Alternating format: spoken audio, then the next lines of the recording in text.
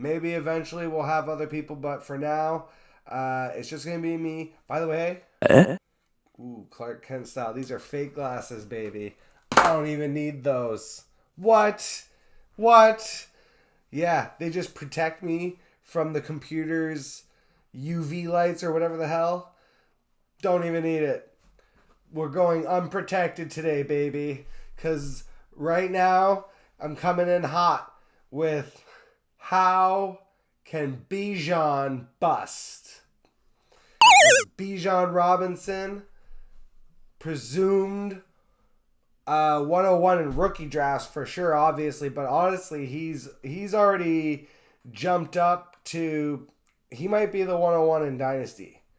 Like if you're doing a startup Dynasty tomorrow, which I am doing, he might be the 101. And I don't think that I would blame anyone for taking Bijan 101 in a dynasty startup. It's not what I would do personally. I tend to go with the wide receivers and I prefer the zero running back strategy.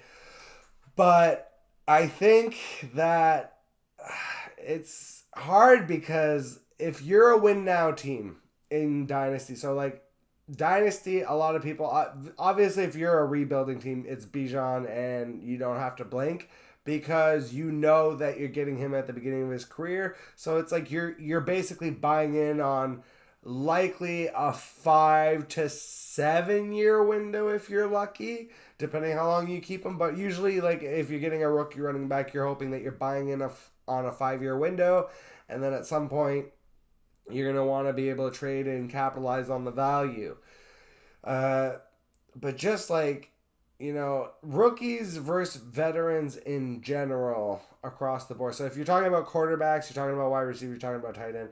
Generally speaking, it's actually not a great idea to draft rookies because they often won't produce to the level that you're hoping. And so what I like to do in those situations is, especially if I'm like looking at a situation where there's a rookie that I really like. So let's just take it's a kind of totally different situation, but Anthony Richardson is already getting all of the love, all of the pop, and that's the kind of guy that I figure will come into the league, struggle in terms of like he's going to be a good runner, but I think he's going to struggle in terms of passing. He's not going to live up to necessarily the rookie expectations that people are already placing on him, and ultimately, what'll happen is by next year and the year after, his capital will come down enough that you'll be able to trade for him. And so it's not worth spending up in the draft capital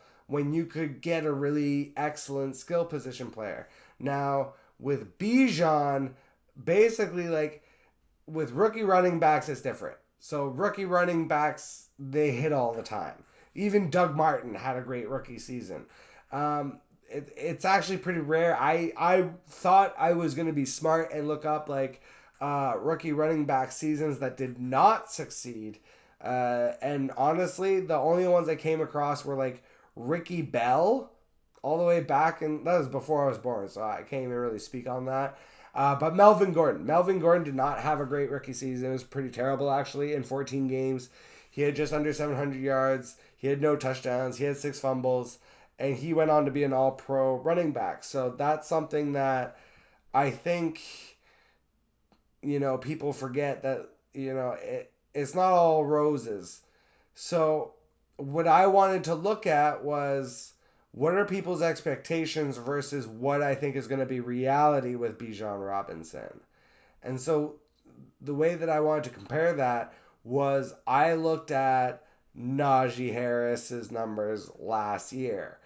And honestly, they weren't that bad. They weren't that bad if you drafted Najee appropriately, which would be basically where he's going now. But if you had drafted Najee last year in the first round, you were incredibly disappointed. Najee had 1,250 all-purpose yards and 10 touchdowns. Hmm? 1,250 all-purpose yards and 10 touchdowns. That's a really good rookie season. Bijan could potentially do better than that. But then you're counting on, okay, Desmond Ridder is going to make the leap. Drake London and Kyle Pitts are both, I mean, Drake London probably, but Kyle Pitts rebounds and makes the leap again. Arthur Smith suddenly knows how to use, Drake London and Kyle Pitts to be able to open the box for Bijan to be able to run, because otherwise, if they can't pass, defenses ultimately are going to stuff the box. And then you look at the division that they're in, those are all three sneaky good defenses. So you're talking about New Orleans Saints, good defense. You're talking about Tampa Bay Buccaneers, even though the offense is looking very suspect. The defense, they have a defensive minded head coach, and they're still going to be probably like a decent defensive squad, I would assume. And then the Panthers are a sneaky good defense, and if they're able to like take a couple steps forward with Bryce Young, then they potentially could be someone who could come in and even steal the division. So you never know what's going to happen there. But the defense, the Panthers defense, they are actually pretty decent. And so when you're looking at if Desmond Ridder fails, okay, which very possible, there's not really like a backup situation there. And ultimately, Bijan, if he were to scratch out, like I said, 1,200 all-purpose yards, that would be decent considering if everything fails around him. Which, the thing is, like, when you're looking at situations, you really just want to be able to, like, what are the chances that everything around him fails? That Desmond Ridder and Arthur Smith and all of those things can't coexist? And honestly, I think there's a pretty big chance compared to other situations that you can look at around the league. And when you're talking about the draft capital now that you're going to have to invest in Bijan, you're assuming that everything is going to work out. You're assuming that Arthur Smith is going to figure it out. And even if everything goes wrong and Bijan has like a mediocre season, then ultimately what happens when and if Arthur Smith is fired and they bring in a different coach? And what happens if Desmond Ridder's not the guy and they bring in a rookie quarterback, which is just like you look at, again, now you look at the season that Najee Harris is coming off of, and a lot of it is because they had a rookie quarterback in Kenny Pickett. The offensive line wasn't as good, and you could see a lot of those problems potentially arising again with the Falcons next year. So we're already talking about 2 years out now. You're talking about his rookie season is dependent basically on Desmond Ridder succeeding, and then next year. And potentially the year after that. So we're talking about 2 to 3 years. So again, if you're a rebuilding team and you know for sure, like, okay, I'm 5 years out. My team is the squats here and I've got absolutely nothing. Yeah, take Bijan. It's fun too. It's just fun to have Bijan probably.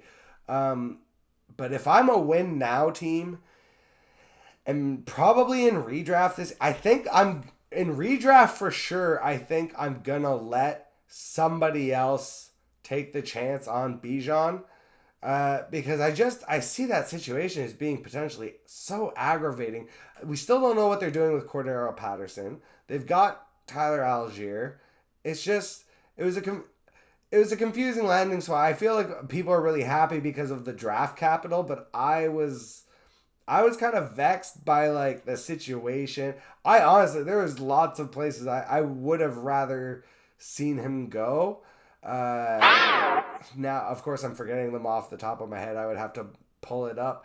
But there's just, it's like if he would have landed in Seattle. Like everyone's acting like because he avoided Seattle, somehow he avoided disaster. And I don't necessarily see it that way. Now, like I said, in dynasty leagues, I'm definitely taking Bijan. Now, I'm not taking him in super flex. In rookie super flex, I'm taking one of the quarterbacks. I'm taking the shot on one of the quarterbacks, especially if I'm a team that unless I have some crazy stack of like, so for example, I have a league where I have Mahomes and Lamar. Okay, I'm taking Bijan in that.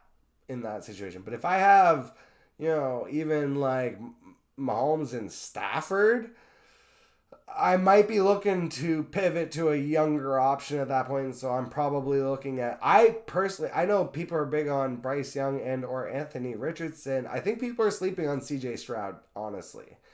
But just getting back to wrapping up about Bijan, I don't. This is not me saying that I think he's gonna be a bust. Okay, because I think he's gonna be good. I think he's gonna put up numbers, but to be able to justify the draft capital that he is already pushing for, he's basically going to have to have a rookie record, like a record rookie season. Sorry, like to the standards of like Eric Dickerson, or something like crazy like that. And that I don't see the path to that at all, given just like where the Falcons are at as a team.